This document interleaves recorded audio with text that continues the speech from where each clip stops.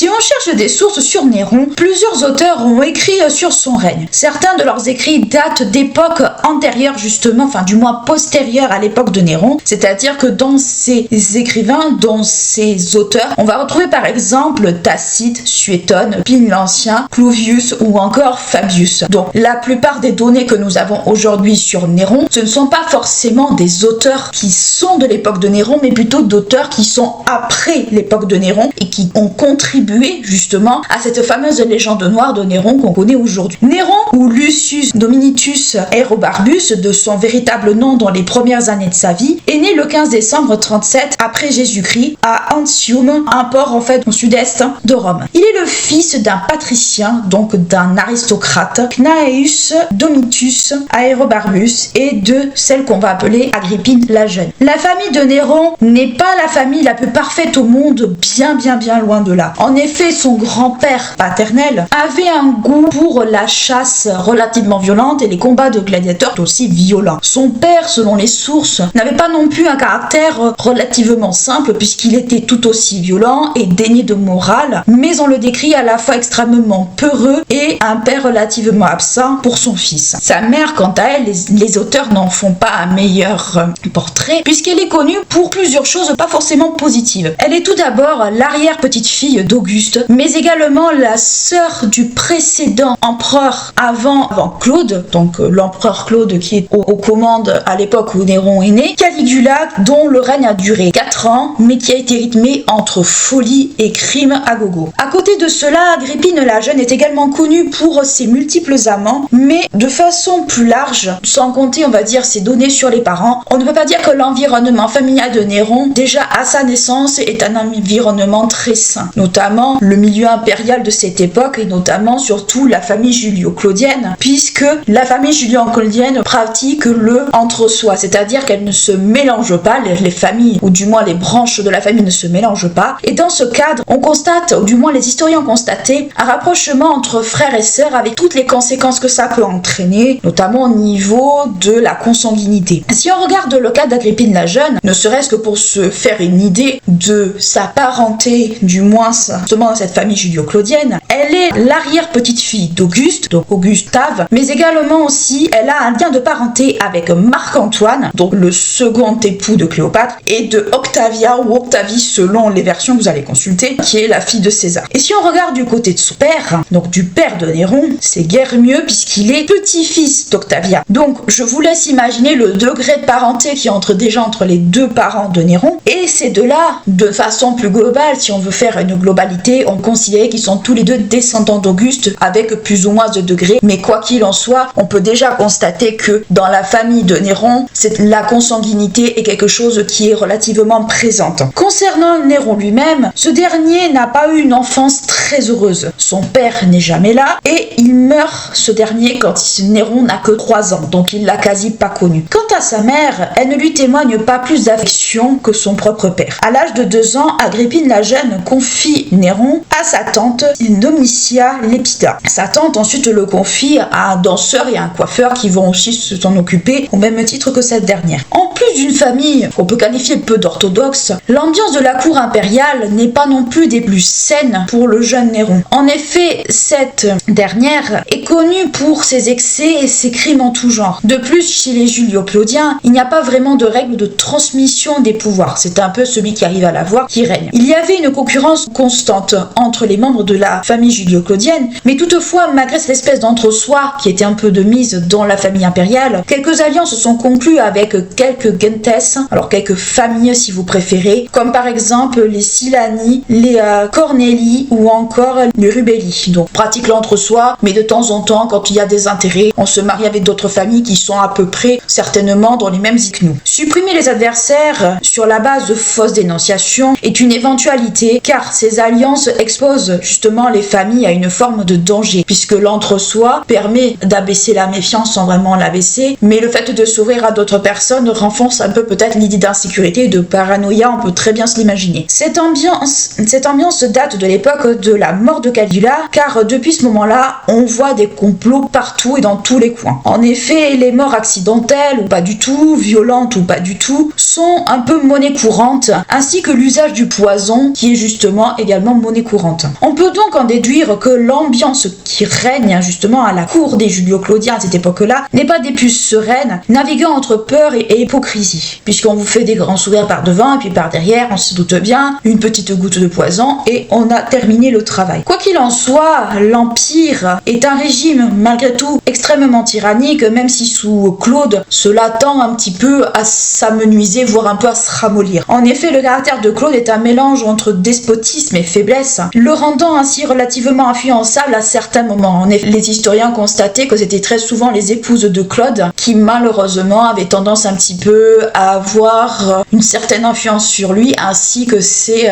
affranchis. À côté de cela, on peut également souligner une espèce de libération des mœurs, notamment chez les femmes romaines, qui, voilà, un peu comme Agrippine, qui en est un bon exemple, qui peuvent avoir plusieurs amants et qui peuvent faire, entre guillemets, ce qu'elles veulent. Comme tous les princes, Néron reçoit une instruction bien poussée. Alors, on va rester sur le nom de Néron tout au long de cet épisode, parce que si je commence à aborder, justement, le nom d'origine de Néron, on va pas s'en sortir. Il apprend la rhétorique avec le grec Verilius et l'affranchi Anicetus, qui vont lui donner un peu le goût de cette culture hellénistique qui va rester quelque chose de très important pour Néron lui-même. Et c'est probablement à ce moment-là que son goût pour cette culture justement commence à se faire de plus en plus proéminent. Mais cela s'accentue notamment quand dans son entourage il est la plupart du temps composé de personnes grecques. À l'âge de 11 ans, sa mère confie son éducation à l'un des hommes les plus importants de la vie de Néron, du moins qui le saura tout au long, on va dire, de son règne jusqu'à un certain moment, c'est-à-dire Sénèque. En effet, Sénèque est rappelé de son exil en Corse et le philosophe enseigne à Néron une espèce de forme, ce qu'on pourrait qualifier aujourd'hui d'esprit critique, notamment avec l'usage de la raison, avec l'usage de la philosophie, de tout ça. Même si Agrippine ne voit pas forcément d'un très bon œil cet enseignement, Néron passe outre cette interdiction et continue à former le jeune Néron à ces rudiments-là. Par ailleurs, Néron souhaite, puisqu'il a une éducation assez poussée, assister à des discussions entre plusieurs personnes de différentes écoles, un peu comme des débats, un peu comme des conférences. Et c'est à cette époque que Néron fait l'apprentissage de ce qu'on va appeler l'éloquence, ou du moins la façon de parler en public. De façon globale, quand on lit les caractéristiques qui soient physiques ou morales de Néron, on peut noter dans les sources plusieurs choses qui sont assez ambiguës et contradictoires. Néron est décrit comme un jeune homme,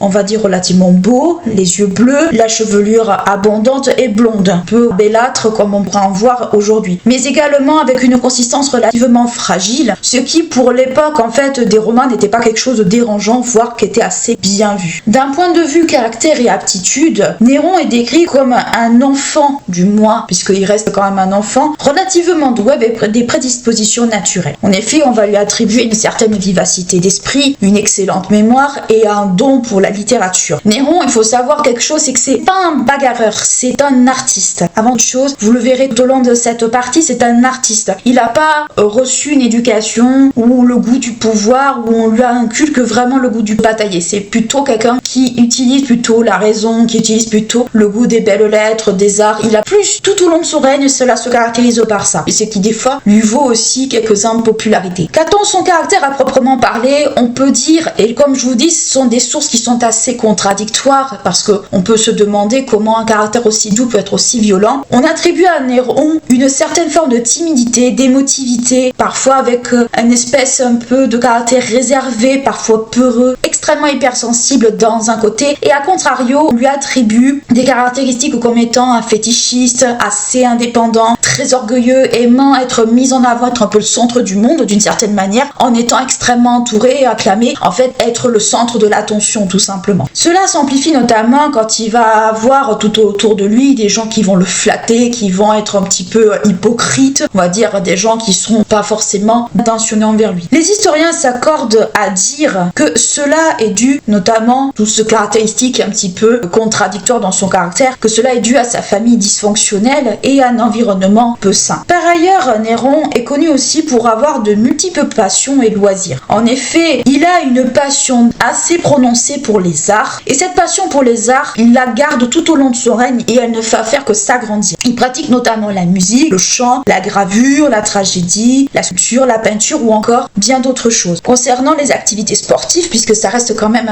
un sportif, il adore tout ce qui est dressage, chevaux et courses. Il va aussi avoir un goût aussi pour les gladiateurs, pour ce genre de choses. Les auteurs soulignent également que Néron est un excellent cavalier depuis l'âge de 9 ans. Pas étonnant qu'il apprécie tout ce qui est autour des activités activités équestres. Par ailleurs, le prince s'intéresse également aux nouvelles technologies, ou du moins aux nouvelles techniques de l'époque, pour l'approvisionnement du blé ou ce genre de choses. À l'âge de 14 ans, l'aptitude de Néron pour la rhétorique le rend capable de faire des discours devant le Sénat, donc c'est quand même pas rien pour l'époque. Et à l'âge de 15 ans, il écrit des plaidoyers avec sans doute l'aide de Sénèque, qui n'est jamais très loin, qui est un peu une espèce de maître à penser pour lui, afin de défendre les Grecs, mais aussi les habitants de Bologne. Donc on peut dire que Néron, très tôt, alors même s'il faut quand même se méfier des sources, Néron a quand même quelques aptitudes pour ce genre d'exercice. De toute façon et de façon générale, pour Néron, le monde est un peu comme un immense spectacle. On pourrait dire que Néron assiste d'une certaine manière, quelque peu amusé, à ce qui se passe autour, à comment les gens agissent, comment tout ce qui est autour de lui s'articule. Mais il faut quand même comprendre que malgré cet esprit contradictoire, ses aptitudes, Néron n'est pas quelqu'un de méchant ou de cruel naturellement. C'est juste la légende noire qui fait qu'on a cette image. Mais Néron n'a pas forcément une cruauté en lui. C'est cette espèce un peu de contradiction, c'est cette espèce d'ambiance qui fait qu'il prend des décisions qui des fois ne sont forcément cohérentes avec ses propres, qu'on va dire, convictions, si on peut dire ça comme ça. Avec cette éducation très poussée et les capacités de son fils, Agrippine est, comme beaucoup de femmes de la famille impériale,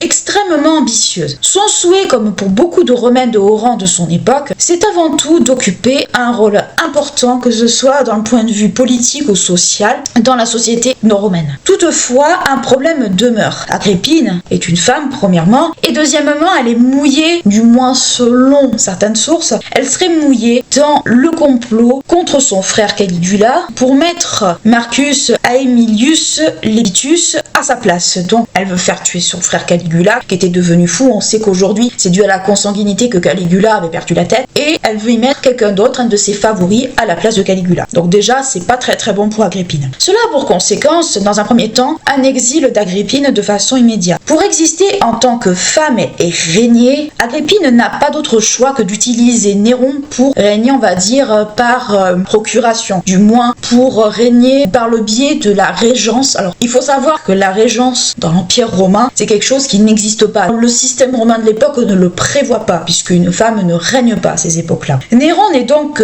d'une certaine façon, qu'un pion dans le jeu d'échecs de sa mère. Il ne représente pas grand-chose à part une façon pour Agrippine de vouloir régner justement à la tête de l'Empire romain. Mais toutefois, un problème reste quand même entier. Comment faire que Néron règne sur l'Empire alors qu'il n'est même pas le fils direct de Claude, de l'empereur Claude? En 48 après Jésus-Christ, sous les conseils de son conseiller, Claude décide de faire tuer son épouse, l'épouse qu'il avait en première noce, Messaline, après qu'elle ait épousé un autre homme. Pendant ce temps, Agrippine épouse, ou du moins elle avait épousé en seconde noces, Pacinus Cryptus, un personnage quelque peu étrange, mais qui finit rapidement mort empoisonné. Avec la mort de son second mari, Agrippine bénéficie d'une fortune considérable lui permettant de s'assurer une forme de sécurité financière qu'elle met à profit pour son fils. Libre de son second époux et libre d'épouser qui elle veut, elle décide en gros de mettre le paquet pour se faire épouser par Claude. Dans cette entreprise, Agrippine, par son amant Pallas, un de ses amants et qui est également un des affranchis de l'empereur Claude et qui exerce une grande influence de Claude, décide tout simplement à dire à Pallas, écoute, est-ce que tu peux faire pression sur ton maître puisque tu as une grande influence pour qu'il m'épouse? En gros, c'est ce que j'essaie de vous dire. On a précédemment vu qu'Agrippine était la sœur de Caligula, mais par rapport à Claude, on peut se demander qu'est-ce qu'elle est puisqu'il pratique, comme je vous dis, le entre-soi et qui se mélange rarement. Mais par rapport justement à Agrippine, Claude est en lien presque direct avec Agrippine puisqu'il est l'oncle d'Agrippine. Donc l'entre-soi est toujours de rigueur à ce moment-là. Mais quoi qu'il en soit, ce problème, on va dire, de consanguinité n'est pas forcément un problème, puisqu'Agrippine réussit son coup et elle épouse Claude en 49 et elle réussit à faire adopter son fils Néron le 25 février 50. Donc elle se fait épouser en 49 après Jésus-Christ et ensuite elle pousse Claude à reconnaître Néron comme fils adoptif en 50. Avec son adoption, Néron, ou du moins le Néron qu'on connaît, change de nom de Lucius Domitius Aeroberbus. Ce dernier devient Tiberius Claudius Nero. Donc Néron.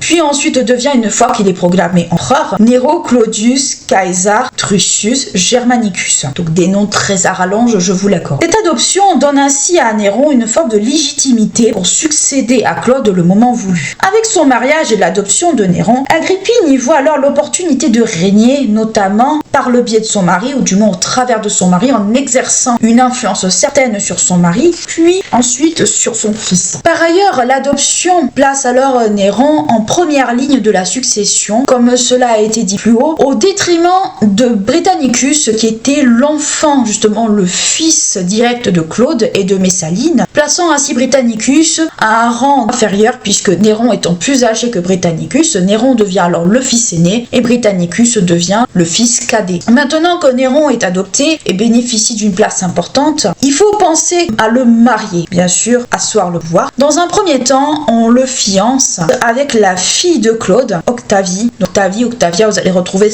les prénoms reviennent assez souvent, selon les sources, mais qui est alors âgée de 8 ans. Donc elle est très jeune. Néron a alors 14-15 ans, lui elle a 8 ans, c'est un gros écart d'âge. Toutefois, un problème demeure encore une fois, parce que rien n'est simple, c'est qu'Octavie est déjà fiancée, ou du moins elle a déjà un prétendant, Lucius Lacinus. Mais ce n'est mal connaître Agrippine, puisque cette dernière réussit à faire écarter le jeune garçon, après avoir mis en avant, du moins, une relation assez particulière entre Lucius Silanus et sa propre sœur. Donc la propre sœur de ce fameux Lucius Silanus. Cela entraîne la fin des fiançailles entre Octavie et ce jeune garçon, et le champ libre à Néron pour épouser entre guillemets cette jeune fille. En 53 après Jésus-Christ, le mariage entre Octavie, la fille de Claude, et Néron est alors célébré. Entre son adoption et son mariage, il y a quand même plusieurs choses qui se passent entre temps. En effet, avec Néron qui prend la place de fils aîné, le statut de Britannicus change. Ce dernier est relégué à l'arrière-plan puisque c'est le second fils, donc il n'est pas destiné à régner, et le jeune garçon doit faire face également à des changements dans sa vie. En effet, de nouveaux précepteurs lui sont assignés, notamment Sénèque et Burrus. Burrus a une grande expérience militaire, c'est sûr, et dans l'administratif et les finances, mais il y a un petit problème, c'est que Burrus a tendance un peu à utiliser des moyens détournés pour avoir également ce qu'il veut. Notamment, il réussit à se faire nommer sans la concertation pour avoir ce poste, préfet du prétoire. Le préfet du prétoire est le chef de ceux qui contribuent à la nomination de l'empereur. Donc, ce qui fait que Agrippine a bien choisi les personnes qui entourent non seulement Néron, mais aussi Britannicus, mais qui lui sont plus ou moins soumis. Le 4 mars 51, Agrippine pousse Claude à faire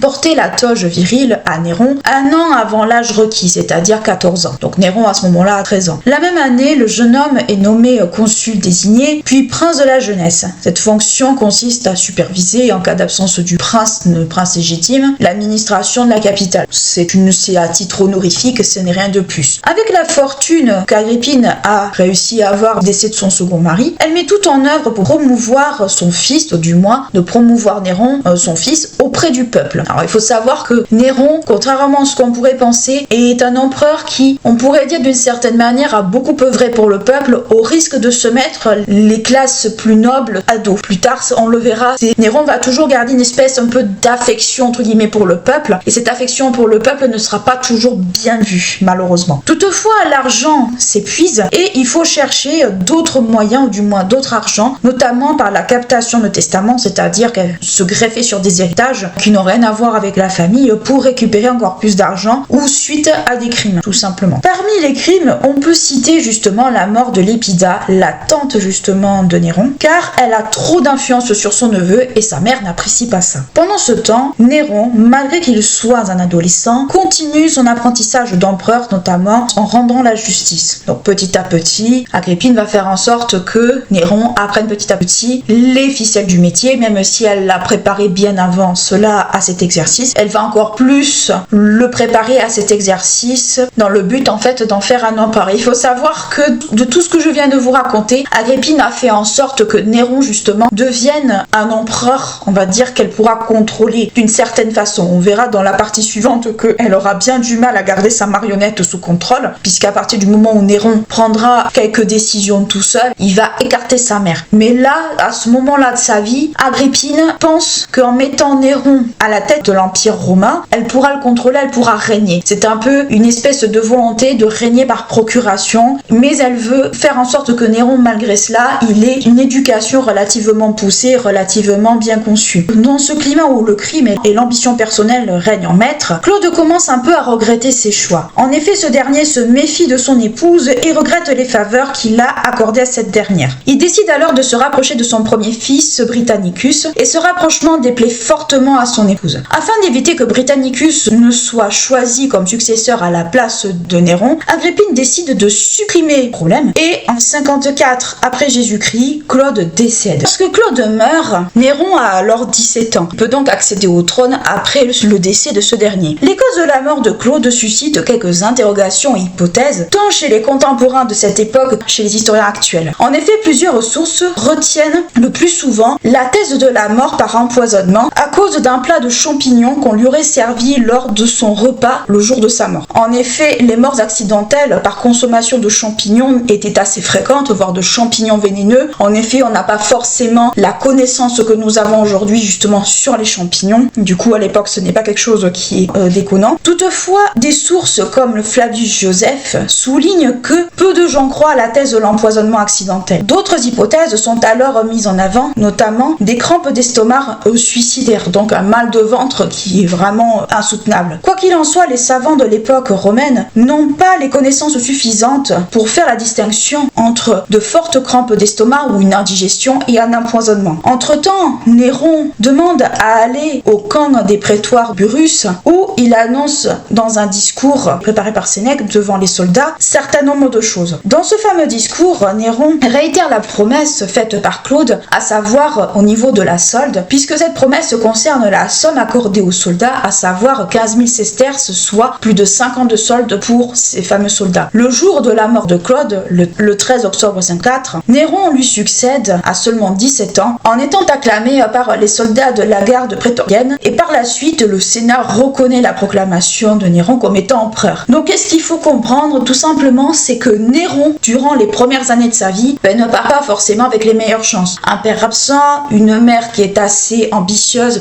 on pourrait presque dire égoïste aujourd'hui, donc qui voit en son fils une manière pour elle d'accéder au pouvoir et non pas forcément dire un enfant normal. Elle lui donne une bonne éducation, elle fait en sorte qu'il soit bien formé, mais c'est une femme qui est ambitieuse. C'est une femme en fait qui voit en son fils plus un pion qu'un être humain. Le fait qu'elle ait fait empoisonner son mari pour pouvoir s'en débarrasser, pour que son fils puisse régner puisqu'il a atteint un âge suffisant pour justement régner, fait que on pourrait se dire que la méchanceté de Néron déjà à cette époque-là n'est pas quelque chose qui se pose. La légende noire de Néron dans les premières années déjà n'est pas quelque chose qui va de soi. C'est plus un environnement malsain qui est plus à l'origine certainement de comment Néron est devenu, et le fait que justement Agrippine réussit à se faire épouser de Claude avec l'aide de Pallas, réussit à faire adopter Néron, montre justement à quel point sa mère était beaucoup plus ambitieuse que Néron lui-même. Néron, c'est quelqu'un qui aime les arts, c'est quelqu'un qui aime tout ce qui est autour de la pratique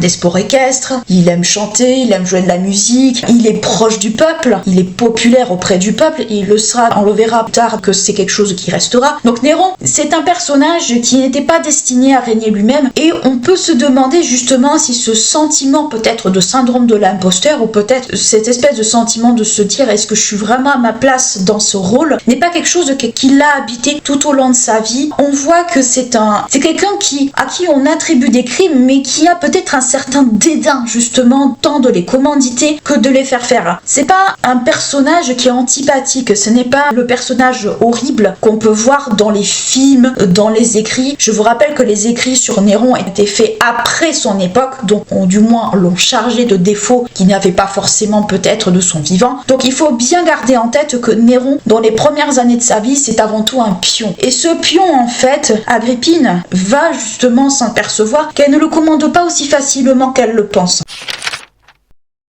L'année du règne de Néron se caractérise par une forme de cohabitation entre les ambitions d'une mère un peu envahissante et la personnalité de Néron qui contraste avec celle de ses prédécesseurs. Dès cette époque, Néron se caractérise par son côté artiste, amateur de musique, de poésie et de sport, plutôt que par un empereur assoiffé de pouvoir et d'extension comme bien d'autres de ses prédécesseurs. Il manifeste peu d'intérêt pour le pouvoir, du moins dans un premier temps, puis il se démarque aussi par une forme de popularité auprès de la plèbe, entraînant par la même occasion, une espèce d'impopularité tenace au sein des classes vieillissantes de la noblesse romaine, faisant de lui, on le verra dans l'autre partie, une certaine forme de menace pour les privilèges de cette dernière. Par ailleurs, Néron ne se caractérise pas non plus par un goût de la conquête. Il va faire quelques conquêtes, on le verra après, mais ça sera quand même sans plus par rapport à d'autres comme César ou Claude avant lui. Contrairement aux autres règnes précédents, l'Empire ne s'agrandit pas plus que ça. On va rester un peu sur la même carte géographique de l'époque avec quelques différences près, mais globalement ce sera pas des grosses conquêtes comme on pourrait presque le constater pour le règne de Jules César par exemple, sur lequel parfois les historiens disent que Néron est presque un petit César ou un jeune César, peut-être de façon maladroite. Du moins, cela est vrai dans un premier temps, du moins pendant les 5 premières années de son règne, mais pas après. De façon générale, l'archéologie nous donne les aspects plutôt positifs mais aussi négatifs du règne de Néron, mais de façon générale et de façon tout au long de son règne. Quand Néron arrive à la tête de l'Empire romain, Agrippine est très contente d'elle. Elle a œuvré à faire en sorte que son fils soit reconnu comme héritier de Claude, qu'il soit reconnu, qu'il soit adopté. Donc elle est très contente d'être arrivée là où elle voulait. Son fils, dans un premier temps, éprouve de la gratitude envers sa mère. On verra que ce sera pas toujours le cas, surtout avant l'assassinat de cette dernière. Elle a droit à avoir 2 licteurs avec elle, c'est-à-dire comme des espèces de bodyguards, des gardes rapprochés. Et elle apparaît sur les monnaies, dans les pièces de monnaie, aux côtés de son fils, notamment dans les premiers temps. On verra que les numismates, d'ailleurs, doivent s'arracher les cheveux, du moins des premières années du règne de Néron. On verra qu'il y a quand même plusieurs monnaies qui vont apparaître durant les premières années de son règne. Et alors, pour certains symboles, c'est facile de savoir. Et pour d'autres, on peut se poser des questions. Elle est la première femme représentée de son vivant, donc puisqu'elle apparaît sur les pièces aux côtés de son fils, elle est la première femme représentée de son vivant aux côtés de ce dernier. Sur les pièces, on peut lire, donc ces fameuses pièces en Néron frappé à justement cette occasion, on peut lire Augusta Mater Augustis, donc si on veut, Augusta, mère d'Auguste, si on voulait le traduire un peu de façon grossière. À côté de cela, même s'il accorde peu d'intérêt aux dieux du panthéon romain, il fait quand même construire néanmoins un temple en l'honneur de l'empereur Claude. Un peu à l'image en fait des rois égyptiens qui sont divinisés, soit quand ils sont morts, soit de leur vivant. En fait, il va y avoir un peu cette espèce un peu de volonté de diviniser plus ou moins les empereurs romains justement à ce moment-là. Toutefois, ces marques de gratitude, ces marques un peu d'affection ne suffisent pas pour autant à la mère de l'empereur. En effet, elle se permet de régler certaines affaires de l'État, écrit en son propre nom aux autres cités et ainsi qu'aux gouverneurs et aux rois, ce qui est quelque chose de profondément inconcevable pour la société romaine de l'époque, car femme, ou du moins une mère de l'empereur, quelle qu'elle soit, n'a pas forcément ces droits-là. Donc elle s'octroie des droits qui ne sont pas forcément pour elle. Toutefois, Agrippine n'est pas la seule à avoir de l'influence sur Néron, que ce soit positive ou négative. En effet, Sénèque et Burrus, qui étaient à la base des personnes reconnaissantes envers Agrippine, vont se montrer quelque peu, va dire, d'une certaine forme un peu défiants. Ces deux-là sont devenus les conseillers de Néron, ses plus proches conseillers, voire même plus tard ses amis, et disons que même s'ils sont redevables envers Agrippine pour leur ascendance sociale, ils la craignent quand même légèrement, mais malgré tout, ils essayent de faire valoir les droits de l'empereur par rapport justement à la volonté de sa mère, ou du moins par rapport aux ambitions de sa mère. Par ailleurs, Sénèque a une vision du pouvoir très inspirée de celle qu'il a vue en Égypte lors de ses voyages.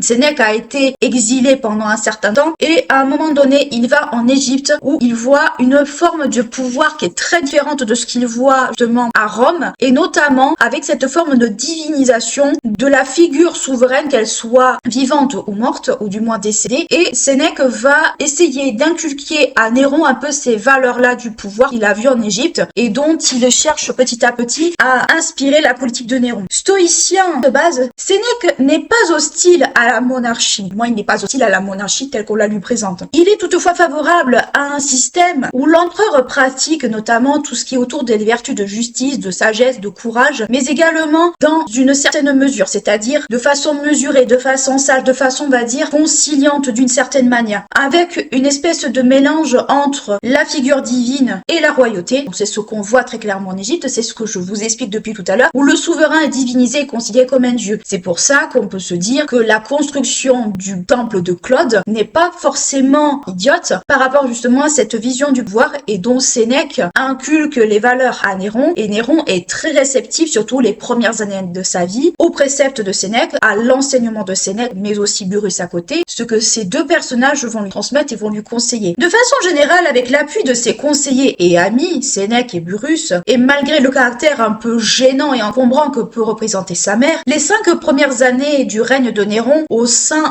du conseil princier sont quelque peu prospères, elles sont assez fluctuantes. Dans différents domaines, Néron prend des mesures plus ou moins populaires et plus ou moins favorables. Si on se penche sur le domaine politique, Néron donne une place très importante au Sénat, ou du moins aux sénateurs, affichant ainsi une garant d'une certaine liberté pour ces derniers. L'autorité du Sénat est donc reconnue, mais on va s'apercevoir que petit à petit, il va y avoir un peu des petits couacs au niveau de cette cohabitation entre le pouvoir de Néron et celui du Sénat. Mais dans un premier temps, ça se passe bien. Comme je vous le dis toutefois, au fil du temps, cette instance très importante dans la société romaine est quelque peu malmenée par la politique de Néron, qui, comme je vous dis, les sénateurs sont quand même de la vieille noblesse romaine, et certaines décisions de Néron ne sont pas au goût de ces messieurs. Donc, dans un premier temps, ça se passe bien, et au fil du temps, c'est un peu mi-figue, mi-raisin, si on peut dire ça comme ça. Toutefois, le Sénat garde un certain pouvoir, donc malgré ces inquiétudes, il y a quand même le Sénat qui reste aux commandes. Et on peut citer par exemple, jusqu'en 64 après Jésus-Christ, sur les monnaies d'argent et d'or, par décret du Sénat, encore une fois, on pouvait lire ex senatus consulto. Donc on reste toujours dans notre période, mais ça déborde un petit peu, c'est ce que je voulais dire. On retrouve encore cette inscription qui est en gros fait par le Sénat, consulté par le Sénat et approuvé. Ce ne sera pas le cas jusqu'à la fin du règne de Néron. Toutefois, Néron respecte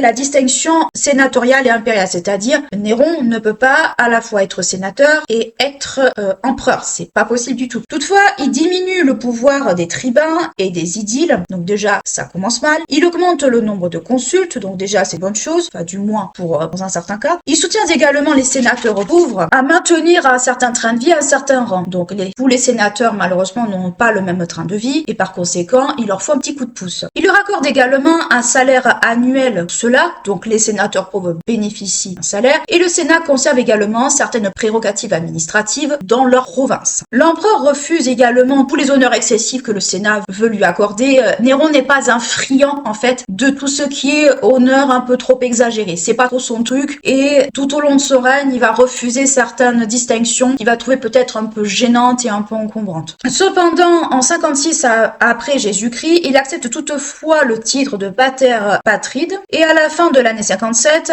donc année 57 toujours après Jésus-Christ, il admet une certaine forme de puissance tribucienne, donc des tribus. Et par contre, même s'il a accepté certaines conditions, certains titres, il va refuser le titre d'impérator, certainement qu'il va trouver peut-être un peu trop gonflant pour lui et peut-être un peu trop gênant. Sur le plan judiciaire, il réduit considérablement les gages donnés aux indicateurs. Autrement dit aux indiques, vous savez, qui sont là pour dénoncer des choses ou ce genre de choses. Il bannit également la délation, les intrigues ou encore les fausses accusations. Par ailleurs, il interdit aux avocats de se faire payer, donc payer par n'importe quelle manière, autre que probablement celle encadrée par les lois, et les inculpations des Romains sans preuve tangible. Autrement dit, fini la délation, fini les fausses accusations, fini toute forme entre guillemets de corruption banalisée. On essaie de rendre les choses un peu plus clean et un peu plus propres. Néron a le souci de l'équité et il interdit également des discours suivis et exige des débats pour chaque point développé. Donc autrement dit, il faut qu'il y ait un minimum d'argumentation pour chaque accusation ou ce genre de choses. Il demande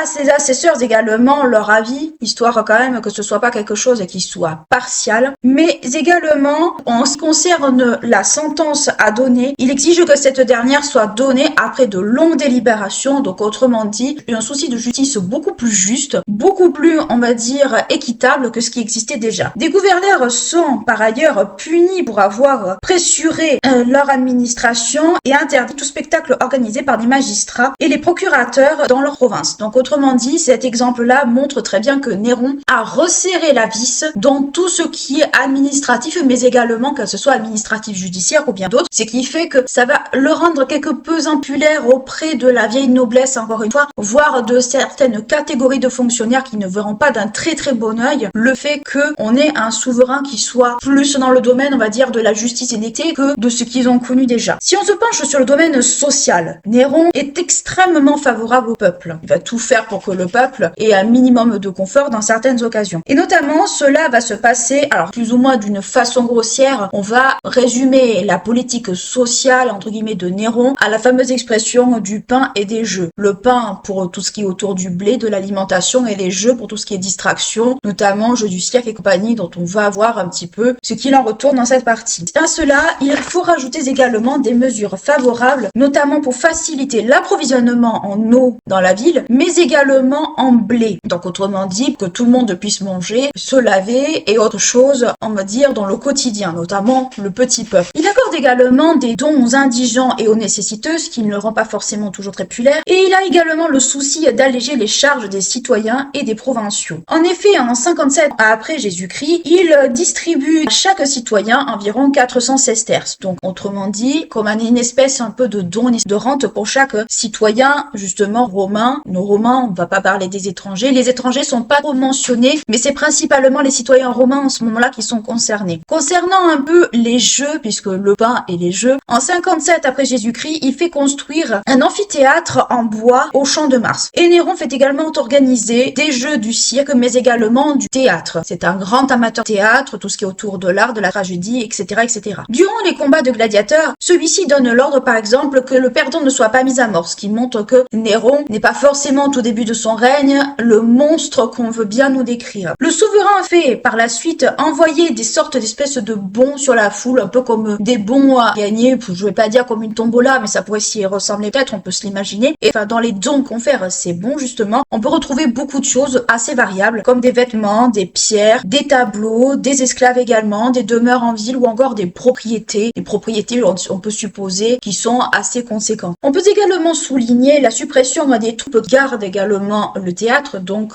le théâtre se veut être un moment de détente, un moment propice au jeu. On n'a pas tellement envie en fait d'avoir une garde rapprochée en mode bodyguard avec lesquels on se sent pas forcément peut-être en sécurité ou qui est pas forcément là au bon endroit. Concernant le domaine financier, alors Néron entreprend des mesures plus ou moins vertueuses qui vont donner plus ou moins de résultats, à savoir qu'il veut supprimer petit à petit toutes les taxes indirectes dans l'Empire, ce qui va s'avérer être demi-échec. Ces taxes indirectes ou ectigalia sont relevées par les publicains. Or, il y a un cas, ou plusieurs cas plutôt, où de nombreuses personnes ont porté plainte contre ces fameux précepteurs, contre les précepteurs de ces fameuses taxes. Et toutefois, les sénateurs ne sont pas tellement d'accord avec justement Néron concernant la suppression justement de ces fameuses taxes indirectes, qui selon eux pourraient donner des idées au peuple quant à réclamer l'abolition totale des impôts, ce qui montre que la bonne volonté de Néron n'est pas toujours bien récompensée. Par contre, Néron, puisqu'il n'a pas pu obtenir justement cette fameuse suppression des taxes indirectes, obtient malgré tout l'affichage de la réglementation afin que les sommes réclamées dans le cas justement de ces fameuses plaintes, réclamées par les publicains en particulier, ou du moins contre les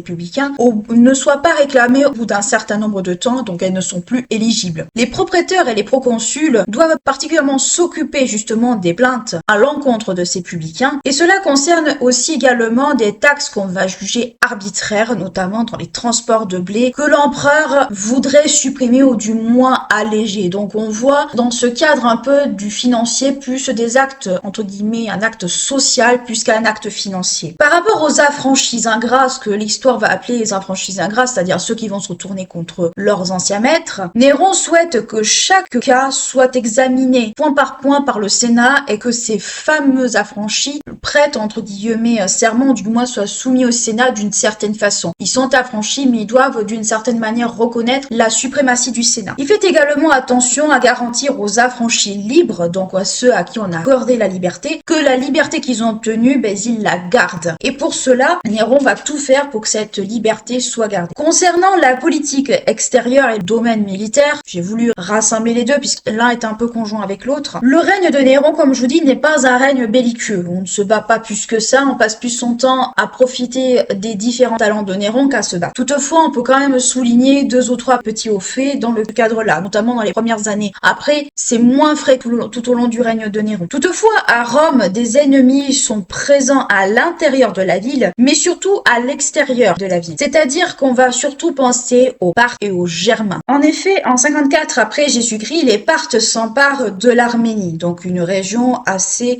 importante qui se situe entre la mer Noire et la mer Caspienne, et même à proximité de la Syrie. Donc une région, l'Arménie, on sait ce que c'est, on voit très le pays où il se situe, mais pour les Romains, c'était un peu comme une espèce de place stratégique. À ce moment-là, Vologène, roi des Parthes, décide alors de chasser tous les alliés de Rome, donc tous les alliés présents justement en cette région-là, de son territoire. Et pour terminer, il place à la tête tête du royaume, non pas lui-même, mais son frère Tiridate, justement, qui lui succède, ou du moins prend la tête de cette région-là. Au moment du règne, on va dire, de Néron, on va plus retrouver des rois amis de l'Empire, donc de l'Empire romain, dans les territoires justement sous domination romaine. Aristobule, qu'on va retrouver dans la petite Arménie, l'Arménie est un petit peu découpée à ce moment-là, qui se situe entre le nord-ouest et l'ouest du royaume d'Arménie dont on vient de parler avant.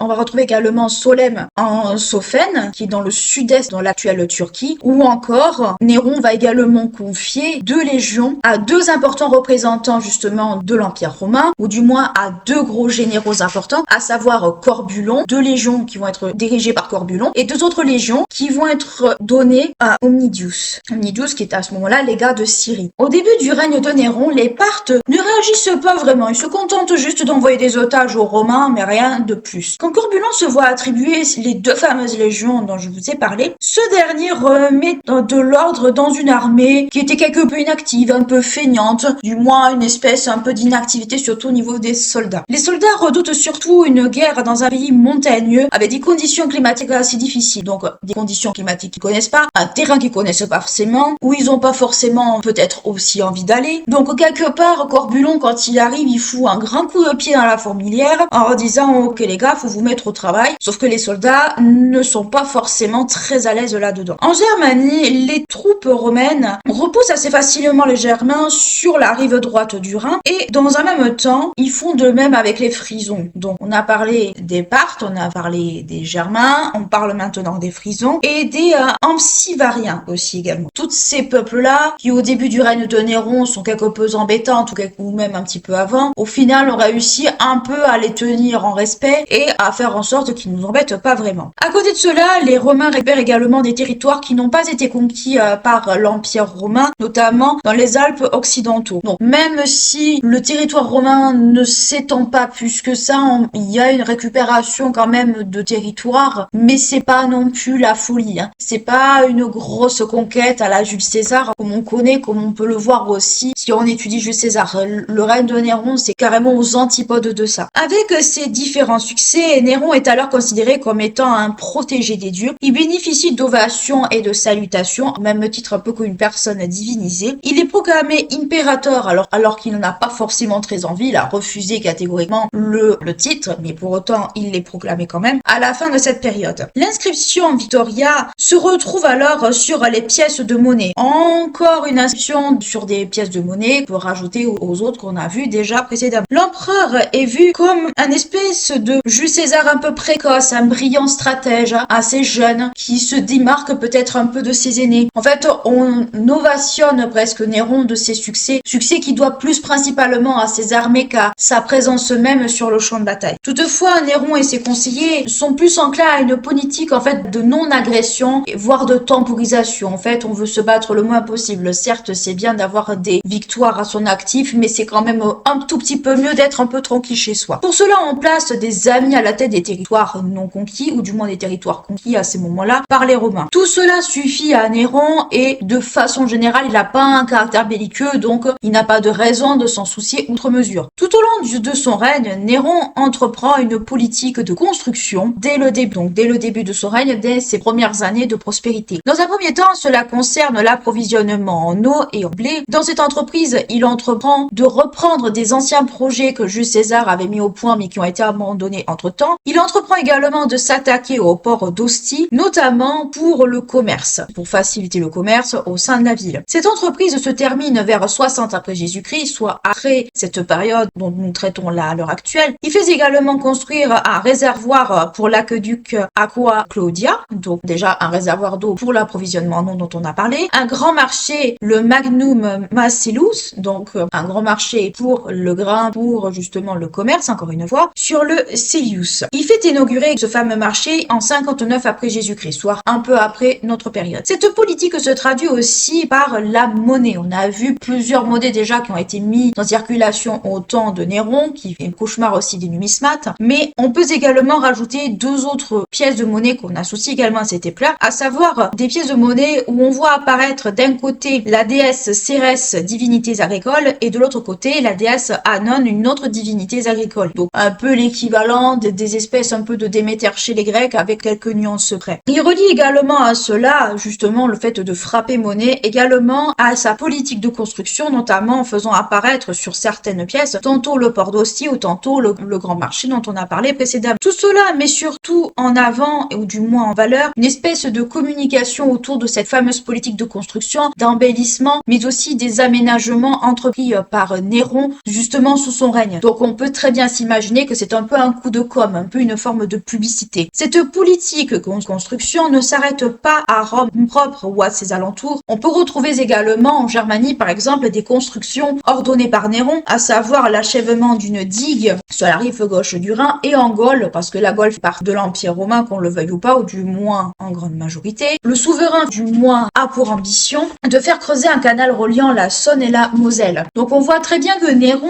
a ce souci un peu d'aménager au plus facile, justement, ces territoires, justement, conquis et les alentours de Rome, sans doute pour faciliter également la vie au peuple, puisqu'encore une fois, c'est un souverain proche du peuple. Durant son règne, Néron est accusé de nombreux crimes et empoisonnements, mais dans un premier temps, c'est l'influence de sa mère surtout qui est problématique. En effet, plusieurs décisions prises par Néron ne sont pas au goût de cette chère Agrippine, qui rentre plusieurs fois dans une colère noire, dans une folie furieuse, et cela va se traduire par plusieurs choses. Son mécontentement est dû principalement à l'influence grandissante et croissante de Sénèque et de Burrus, avec l'obtention de nombreux titres pour ces derniers, notamment pour Sénèque, ainsi que pour l'entourage de Sénèque. Donc déjà, le Sénèque, d'une certaine façon, a un peu mordu la main de celle qui l'a nourri, ce qui fait que ça l'irrite très légèrement, cette chère Agrippine. À cela, il faut ajouter aussi beaucoup de mesures qui sont assez en contradiction, notamment avec celle prise par Claude, ce qui ne plaît absolument pas à Agrippine. Mais surtout, Agrippine tient à occuper une place importante dans la vie politique de l'Empire, comme par exemple en assistant de façon même discrète aux séances du Sénat, et elle souhaite recevoir des ambassadeurs, ce qui, comme je vous l'ai dit, est extrêmement mal vu par les sénateurs eux-mêmes, mais en dehors de ça, par la société de façon générale. Donc, Agrippine est un peu le mauvais génie, l'espèce un peu de boulet que Néron doit se traîner les premières années de son règne. C'est probablement à cette époque qu'Agrippine a commencé à écrire ses mémoires. Agrippine a écrit des mémoires dans lesquelles elle relate un peu toute son histoire, et où on peut supposer justement qu'elle se plaint un peu des mauvais traitements, ou du moins de la mauvaise influence que ces personnes-là exercent sur son fils. Ne témoignant aucun intérêt ni de sentiments amoureux, et donc là c'est pour le cas de Néron, pour sa femme, Néron s'entoure de beaucoup de maîtresses. On en verra deux en particulier dans le début de ce règne, qui sont celles qui marquent le plus la Néron, justement dans ces premières années-là. Il ne témoigne donc pas de sentiments, pas plus d'intérêt à sa femme Octavie, qui déjà ne le vit pas très bien, d'ailleurs elle déteste son époux, mais en dehors de ça, Néron va lui préférer plutôt des femmes de rangs inférieurs, des roturières si vous préférez. Certaines sont des affranchies, avec certains attraits, certaines beautés que Néron affectionne tout particulièrement et ou sur lesquelles Octavie ne peut pas rivaliser. Par ailleurs, Octavie, notamment étant donné son jeune âge et puis surtout le fait que les auteurs n'en font pas l'éloge tant par sa beauté que par son esprit, n'attire pas vraiment en fait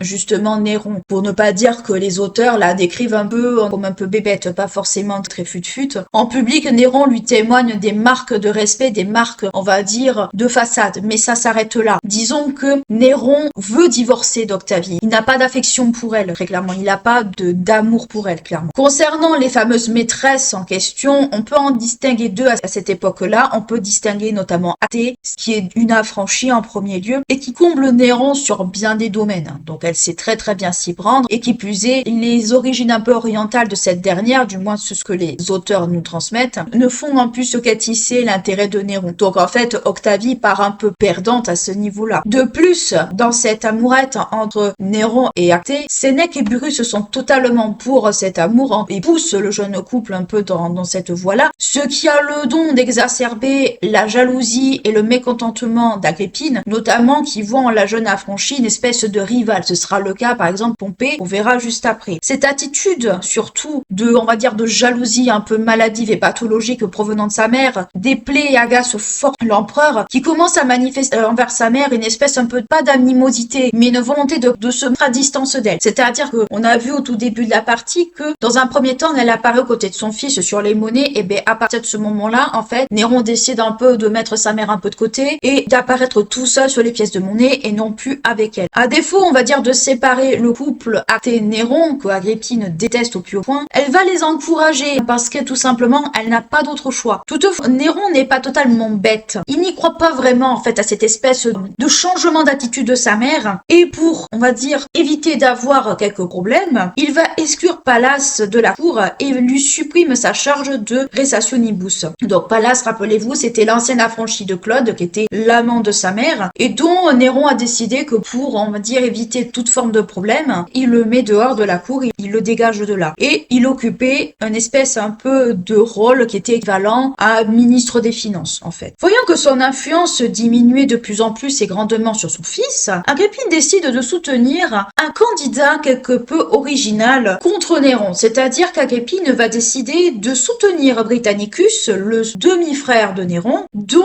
on va dire une espèce de course au trône, ou du moins dans la légitimité de ce dernier à prétendre au trône. Et cet encouragement est approuvé par les prétoriens. Rappelez-vous, les prétoriens, ce sont ceux qui désignent l'empereur. Donc on y viendra légèrement après par rapport justement à Britannicus, mais concrètement, Agrippine décide en fait tout simplement de bien mettre des bâtons dans les roues de son fils, histoire que cette espèce d'ingrat n'obtienne rien, entre guillemets. Pour en finir avec les maîtresses de Néron, puisqu'on en est un peu à cette partie-là, après Actée, Néron s'éprend d'une autre jeune femme qui est Pompée, ou Pompée Sabrina, tout dépend les versions que vous allez trouver. Pompée est décrite comme une femme d'une très grande taille et savant très bien en jouer, très clairement. Elle est âgée d'environ 20 ans selon les sources, avec des mœurs relativement libres, sans distinguer forcément les amants et ses maris. Donc en fait, aux mœurs très libres. On pourrait la qualifier presque de libertine aujourd'hui, si on voulait vraiment aller dans la caricature. En 59 après Jésus-Christ, soit un peu après notre période, elle réussit à divorcer de son époux du moment pour épouser Othon, un homme aux idées extrêmement larges et se vantant de la beauté de sa femme, notamment auprès du prince. Donc ça veut dire de la beauté concrètement de Pompée. Le but étant de se rapprocher de Néron par le biais de son épouse, bien entendu. Si c'est vieux comme le monde, si les filles ou les épouses finissent dans le lit du roi, ça pouvait acter quelque chose de relativement favorable. Quand Pompée arrive à la cour, Néron n'est pas indifférent à la beauté justement de cette femme qui l'intrigue en fait. Entre les deux, on peut dire qu'une espèce de jeu de séduction s'installe. Un peu, c'est le je t'aime moi non plus. Un coup, je fais semblant de céder. Un coup, je ne cède plus. Je te laisse un peu en plan. Donc, en fait, un jeu de séduction qui est relativement connu, qui est assez vieux comme le monde. Et pour la séduire, Néron écrit des chansons pour elle, il écrit des poèmes pour elle. Il essaie de la séduire. Cela nous pourrait rappeler plusieurs siècles après le jeu entre Henri VIII et Anne Boleyn. C'est un peu le même genre de façon de faire. Pour écarter le mari un peu gênant et encombrant de Pompée, Néron décide de l'envoyer tout simplement dans la péninsule ibérique, en Lusitanie, où ce dernier obtient un poste de gouverneur tout simplement. Le mari étant éloigné, les deux peuvent faire ce qu'ils veulent. Ça, c'est la version qu'on va retrouver le plus. On retrouve également une autre version qui date du début de la relation entre les deux amants, à savoir que Néron confie Pompée à Othon pour couvrir son aventure avec elle, histoire que sa mère certainement ne lui tombe pas dessus et sa femme non plus. Toutefois, Othon finit par tromper un peu le prince d'une façon peut-être peu élégante, et par conséquent, Néron, tout simplement pour s'en débarrasser, l'envoie en Espagne pour le punir. Mais quoi qu'il en soit, et quelle que soit la version choisie, Pompée devient la maîtresse de Néron, la maîtresse officielle. Elle va devenir également, on le verra plus tard, la mère de sa fille. Elle va avoir une place importante pour Néron. C'est peut-être l'amour de sa vie, entre guillemets, si on voulait romantiser un petit peu la chose. Et le fait que cette dernière devienne maîtresse officielle, Agrippine voit en Pompée, comme elle voyait en Actée, une forme de rivale, une femme qui aura toute son influence sur lui et donc qui fait que elle ne pourra plus en avoir. Pompée, avec les conseils de bien d'autres, va faire clairement comprendre une chose à Néron, c'est que il n'est pas maître en fait à bord de son empire, c'est sa mère qui décide pour lui et c'est sa mère en fait qui a toutes les commandes. Lui, il est simplement une marionnette, il est simplement un pantin dans le jeu de pouvoir de sa mère et qu'en gros, il n'a pas la main dessus. Donc ce qui fait que petit à petit, Néron qui écoute Pompée, Néron qui écoute peut-être Sénèque et Burrus, peut-être d'un peu trop près, va peut-être comprendre certaines choses. Ça a se confirmer un peu avant Pompée avec Britannicus. Par rapport à Britannicus, justement, puisqu'on en a parlé tout à l'heure, et le fait que Agrippine décide de soutenir publiquement Britannicus quant aux prétentions au trône, Néron, face à cela, comprend qu'il est en danger, que sa position est en danger. La suppression de cet adversaire devient une nécessité, car la présence de Britannicus devient petit à petit un problème. Néron, au tout début de son règne, c'est pas le personnage qui est très chaud pour faire tuer quelqu'un, mais dans certains cas, malheureusement, il se rend compte qu'il n'a pas le choix. Donc, la légende noire de Néron commence très certainement avec l'assassinat de Britannicus, et c'est un assassinat qui est malheureusement, on peut dire, presque nécessaire. En effet, en 55 après Jésus-Christ, Britannicus n'est plus un enfant. En effet, il a 14 ans, il a reçu la dot virile, donc ce n'est plus un enfant, c'est un adolescent, mais c'est aussi un adolescent qu'on a formé au même titre que Néron. Il reçoit d'ailleurs la sympathie de certains membres de la cour, donc toute la cour romaine n'est pas pour le règne de Néron, ne le soutient pas publiquement, et pour blesser Britannicus et comprenant un peu le manège qui était en train de se faire autour de lui, Néron décide tout simplement de s'en prendre à la mémoire de Claude, à savoir en ralentissant de la construction du temple de ce dernier. Claude étant le père, le légitime de Britannicus, donc il n'est pas fou que cela affecte le jeune homme. Par ailleurs, pour supprimer Britannicus, l'empereur a recours à une empoisonneuse très connue de l'époque qui est Locuste. Donc Locuste était une empoisonneuse assez connue, certains historiens la qualifient un peu de tueuse en série pour l'époque, mais c'était surtout une empoisonneuse en série. Avec cette idée d'empoisonnement, on va dénommer à peu près 2 tentatives qui se sont réalisées. La première tentative est un échec, par contre la seconde, on va être plus malin que ça, ou du moins les empoisonneurs vont être plus malins que ça, à savoir qu'ils vont mélanger le poison avec de l'eau. Et cet épisode nous est relaté par Tacite. Tacite nous raconte que l'empoisonnement a eu lors d'un repas, le poison, comme je vous dis, a été mélangé avec de l'eau, Néron était présent. Est-ce que Agrippine a été présente? La réponse est non. Agrippine n'était pas présente, ou du moins n'a pas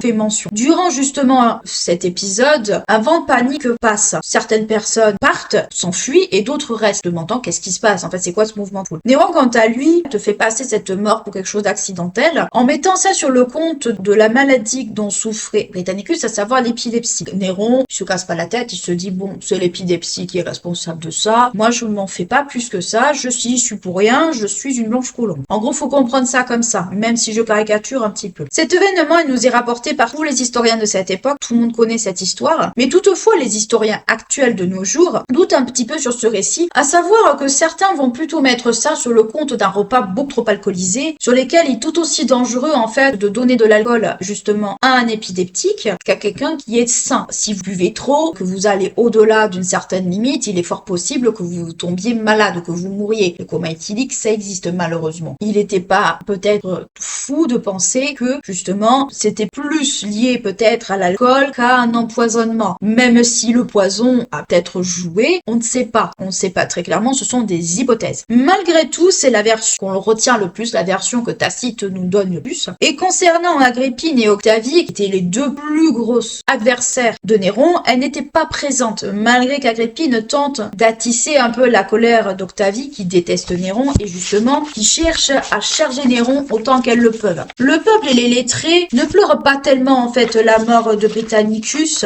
Le jeune garçon était un peu considéré comme une victime collatérale, en fait, de Néron et de sa mère, du conflit qui va opposer ces deux-là. Donc, en fait, Britannicus est plus vu un peu comme un espèce un peu de voilà, il est mort, c'est bien triste, mais c'est comme ça. La mort de Britannicus n'arrange pas tellement les affaires d'Agrippine. Par conséquent, elle commence un peu à tisser des liens avec des officiers, avec des familles nobles, et elle essaie de rassembler tout l'argent qu'elle peut. Néron lui enlève un certain nombre de choses, à savoir qu'il lui enlève les honneurs qui lui sont dus, sa garde personnelle, donc les licteurs qu'elle avait, et il l'envoie dans une maison assez loin de la sienne, justement, ne plus avoir cette espèce de nuage noir autour de lui. Par ailleurs, la colonie qu'avait fondée Agrippine au moment de son exil change également de nom. De Agrippine Ménis, elle va devenir Colonia, Cologne, tout simplement. Par ailleurs, Agrippine ne peut pas s'empêcher de comploter malgré les décisions prises par Néron, et Néron est parfaitement au courant, en fait, des complots de sa mère, puisqu'il a des informateurs partout et des enquêteurs aussi qui la surveillent. Donc, il est parfaitement au courant qu'elle cherche à comploter contre lui, à fomenter un soulèvement du peuple contre lui. Il est au courant de tout. Malheureusement pour elle, elle n'a pas anticipé que son fils était moins bête qu'elle le pense.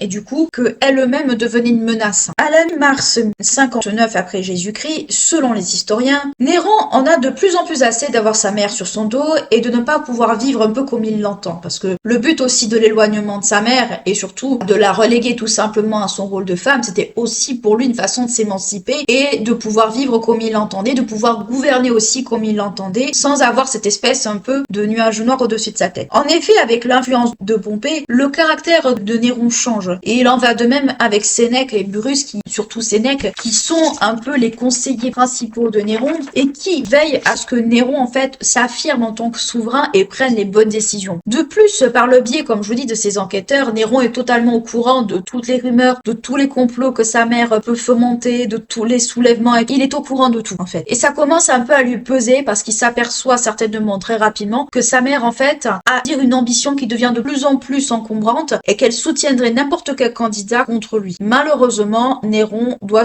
peut-être prendre une décision qui est peut-être pas forcément facile pour lui, mais qui va devoir. À côté de cela, comme je vous dis, elle cherche également à faire en sorte que Néron endosse la responsabilité de la mort de Claude. Ce que personne ne croit en fait. Personne ne peut croire que Néron a tué son père adoptif. Ce qui fait que Néron en a un petit peu marre et cela contribue également à pousser Néron à s'en éloigner de plus en plus de l'influence de Pompée et de Sénèque qui le pousse très clairement à s'affranchir de cette influence un peu néfaste. Néron, à un moment donné, doit prendre certaines décisions. Néron bénéficie également de conseils de la part d'un ancien pédagogue qui est Anicetus, qui par la suite devient préfet de la flotte. Donc Pompée, Sénèque, Brutus, maintenant Anicetus, des personnes, on va dire, qui sont haut placées, qui sont probablement d'une plus grande sagesse, commencent un peu à faire comprendre à Néron qu'il est peut-être temps qu'il règne un peu tout seul par lui-même. Anicetus se pose alors en opposition à Agrippine, qui ne peut pas supporter en peinture. Il commence à éventuellement poser des plans pour se débarrasser de la mère de l'empereur, qui devient de plus en plus gênante. On peut supposer que Néron, même s'il n'est pas tellement favorable à ça, ne peut pas, on va dire, faire ça, très clairement. Donc, plusieurs plans sont mis en perspective. La première tentative pour se débarrasser de cette femme consiste d'abord à la construction d'une cabine sur un bateau, agencée d'une certaine manière qui fait que cette dernière s'écroulerait sur la personne étant dedans, la faisant passer en fait la mort de cette dernière comme un accident. Tout simplement un banal accident, la faute a pas de chance. Pour cela, Néron invite sa mère en Campanie, qui est au sud de l'Italie, c'est la région où vous allez retrouver Naples si vous préférez. Il l'invite à ce moment-là et il l'invite à monter sur un bateau. Le plan A d'Anicetus fonctionne, mais il y a un petit couac. C'est qu'Agrippine parvient à s'échapper et elle parvient à s'échapper en nageant et c'est malheureusement une de ses servantes qui va faire les frais puisque c'est elle qu'on va prendre pour la mère de l'empereur et qui sera tuée à coups d'aviron par ses soldats. Ça fait vraiment envie quand même. Agrippine, voyant qu'elle a échappé de peu à la mort, décide d'annoncer à son fils qu'elle est toujours vivante et pour cela, elle envoie un de ses affranchis à Germus afin de dire à l'empereur qu'elle est toujours là, qu'elle est toujours vivante. Néron alors reçoit cette fameuse personne, donc Néron est en Campanie à ce moment-là, commence un peu à paniquer en se disant mince, on peut me relier justement à cette tentative de me débarrasser de ma mère. Mais encouragé par Sénèque et Burrus, il est décidé, et peut-être encore plus que ce qu'il aurait pu l'être, si l'affranchi de sa mère ne lui avait pas lancé un couteau non loin de lui. Donc on peut très bien supposer que ça c'était une déclaration de la part de sa mère, soit que sa mère avait pas vraiment compris que son fils avait tenté de l'assassiner, soit tout simplement qu'à un moment donné, c'était aussi un message pour lui. Donc voyant cette trahison très clairement, et selon les versions que l'on va consulter, il s'agissait pour le type d'arme soit d'un glaive, soit d'un poignard. Personnellement, je plancherais plutôt sur la thèse du poignard plutôt que sur le glaive. Le glaive c'est quand même assez gros, voilà. Le poignard est peut-être plus facile à cacher. C'est Anicetus alors qui se colle cette fois-ci, selon les versions, à justement se débarrasser de cette mère gênante. Agrippine est alors assassinée en 59 après Jésus. Assassinée, certains disent suicidée selon les sources, d'autres assassinée. Mais quoi qu'il en soit, pour vous la faire simple, elle meurt en 50. Au moment de la tentative justement d'assassinat envers Néron, tout le monde le croit plus ou moins.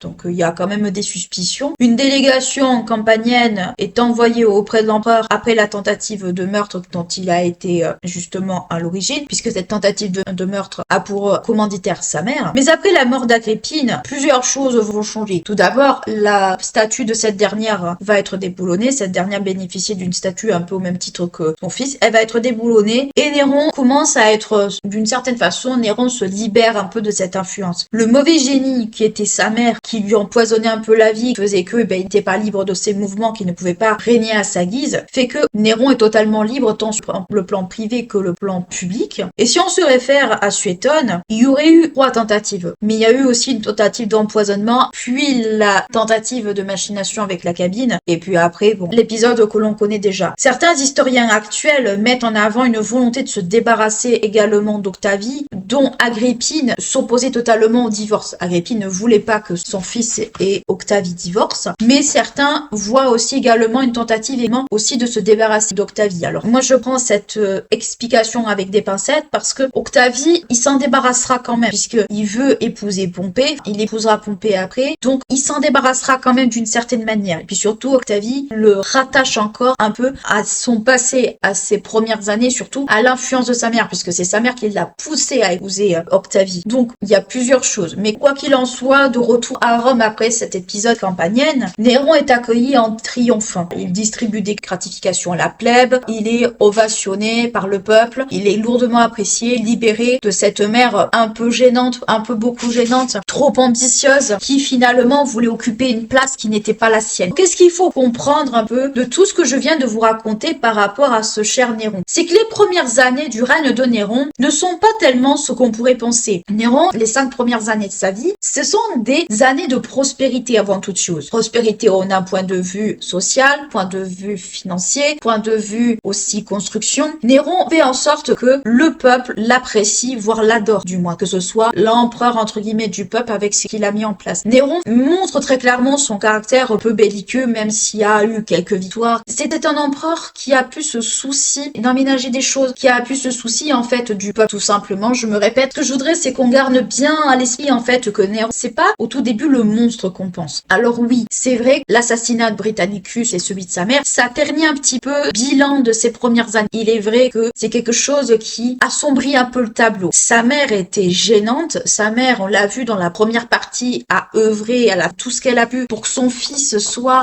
adopté par Claude, qu'il usurpe le trône à Britannicus, ce genre de choses. Et au moment où elle perd le contrôle, justement, de Néron, elle fait quoi? Elle retourne sa veste et soutient Britannicus. Donc déjà, une mère qui regarde plus son intérêt que celui de son fils. Et surtout, c'est une femme qui est ambitieuse. C'est une femme qui, malheureusement, a payé très cher son ambition, puisque son fils, au bout d'un moment, ne l'a plus supporté et a fini de demander qu'elle soit assassinée. Les premières années de Néron sont relativement prospères, et ça, il faut le garder en tête, parce que Néron a fait en sorte, justement, de combattre, entre guillemets, l'injustice, entre guillemets. C'est-à-dire qu'il a un souci d'équité, tant sur le plan judiciaire, tant sur le plan politique. Il cherche à ce que le Sénat garde ses prérogatives, mais en mettant, j'ai l'impression aussi, quelques limites, notamment quand même au début. Le peuple bénéficie d'un nouveau marché, d'un port pour le commerce, de nouveaux aqueducs pour tout ce qui est autour de l'approvisionnement en eau, des espèces d'aménagements pour faciliter tout simplement la vie de chacun. Donc Néron, faut bien garder ça en tête au tout début de ces années, même s'il y a l'assassinat de Britannicus et sa mère qui assombrit un peu le tableau, ce sont des années qui sont plutôt positives justement dans son règne. On verra après que ça s'assombrit petit à petit, et en soi on peut se demander des fois si l'influence de son entourage n'y est pas forcément pour quelque chose, puisque Sénèque et Burrus au bout d'un moment vont perdre également le contrôle justement de Néron, à leur grand désespoir, puisque Néron est un produit de Sénèque et de Burrus d'abord, parce que ce sont ses pédagogues avant toute chose, mais on va voir que ces deux-là perdront quand même le contrôle sur Néron, et Néron regrettera certaines décisions qu'il prendra.